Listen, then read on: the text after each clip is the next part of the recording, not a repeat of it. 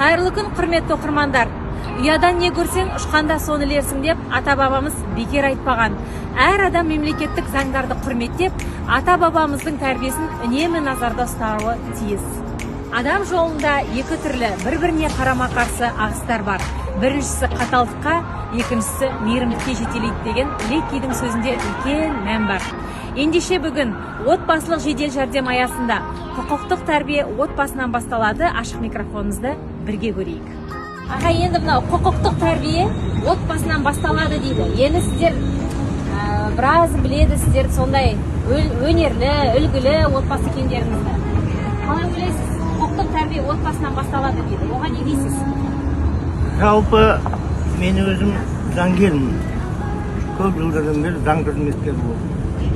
Енді тәрбие деген ол даже отбасынан емес,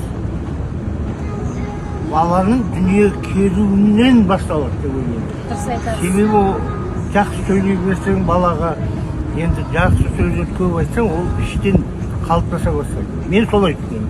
Білмеймін, көпшілік қалай. Дұрыс айтасыз. Бірақ негізгі сіздің сұрағыңыз дүниеге келгеннен басталады ғой енді. Дұрыс айтасыз. Бірақ ана жерде фундамент дейді ғой. Ананың құрсағынан. Иә, құрсағынан басталады.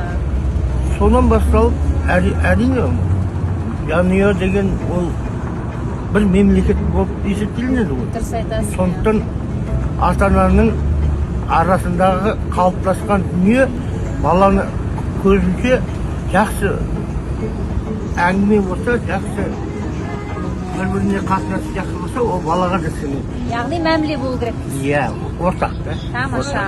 Мен солай түсінемін. Баланы тәрбиелеу жауапкершілігі кімде деп ойлайсыз аға? Енді баланың жауапкершілігі неге кішкентайынан балабақшаға барғанға дейін ата-ананың тәрбиесінде деп ойлаймын, 100%. Ал одан кейін ортақ неге балабақшаға да жасады, и ата-анаға да жасады. И неге де ауладағы ортақ жүрген балалардың араласатын өміріне де ойлады. Ортасына, достарына. Аға, немерелеріңіз кітапқа қызығушылығы қалай? Тәтті немерелеріңіз бар, көріп жүрміз. Енді айтсақ, жақсы айтсам, қай атана, қай ата ене немерелерін жамандайды, балаларын киноға да түсіп жатыр. Алғыр мектеппендер алғыс хаттарын алып жатыр. Басқа да жақсы дүниелер болып жатыр. Үлкен баламнан.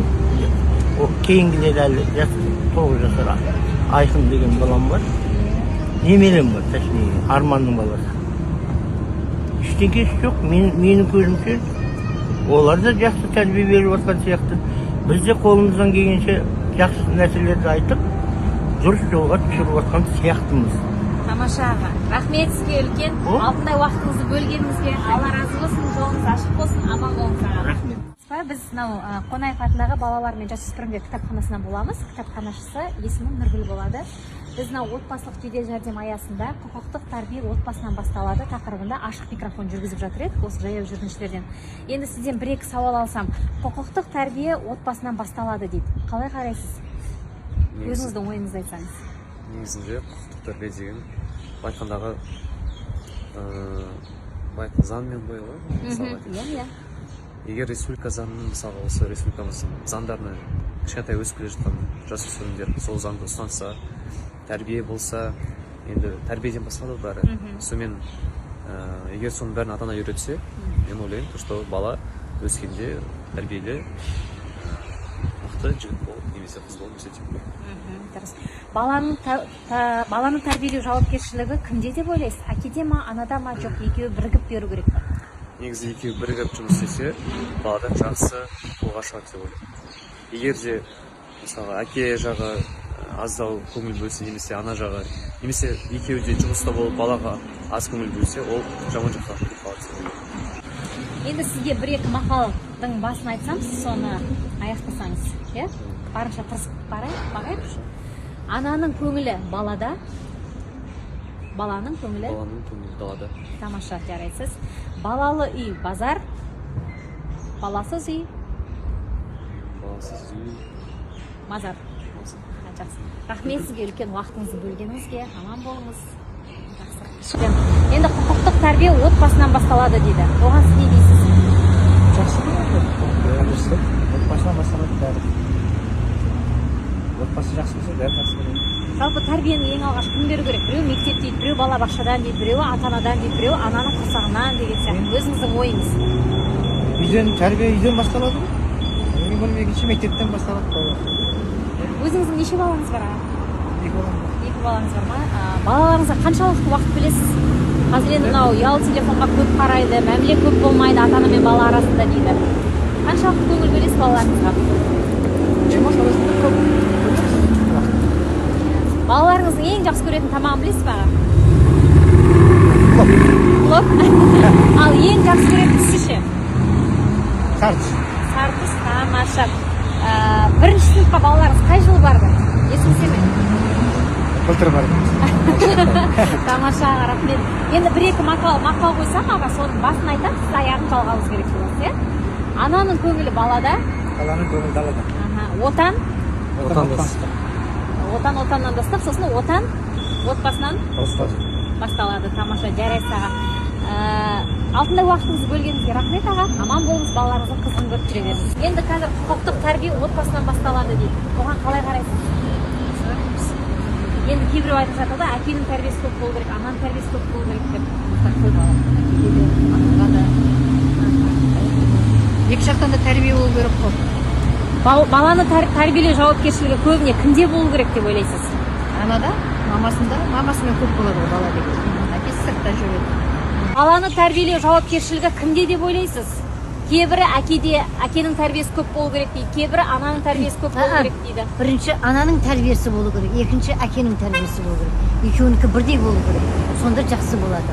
Неге мынау Апа, сізге енді бір мақал қойсам, соның аяқтасаңыз, мен басын бастаймын, сіз аяқтап берсеңіз.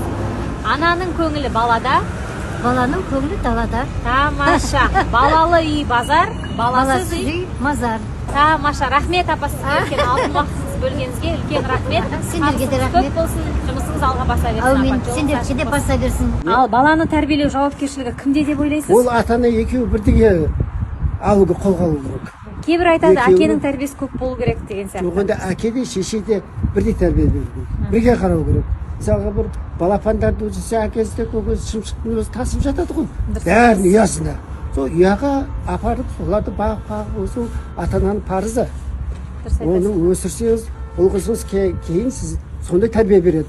Өзінің ұрпағына да. Ұрпақтан келе жатқан бұл тәрбие ғой. Тәрбие отбасынан басталады ма жалпы? Үйдегі іс-шаралар болған іс-шаралар балалардан ешқашан да оны не алмайсың ғой, не скроешь дегендей. Сол үшін мен деп ойлаймын. Құқықтық тәрбие отбасынан басталады дейді. Оған қалай қарайсыз? Жоқ, кейбір айтып жатады да, балабақшадан басталады, немесе ұстаздық тәрбиеден басталады деп. Әке шешесі, атасы, апасы бермейді балалар. Міне, құрметті оқырман, ашық микрофон өз мәресіне жетті. Отбасымыз, еліміз аман, жұртымыз тыныш болсын ағайын.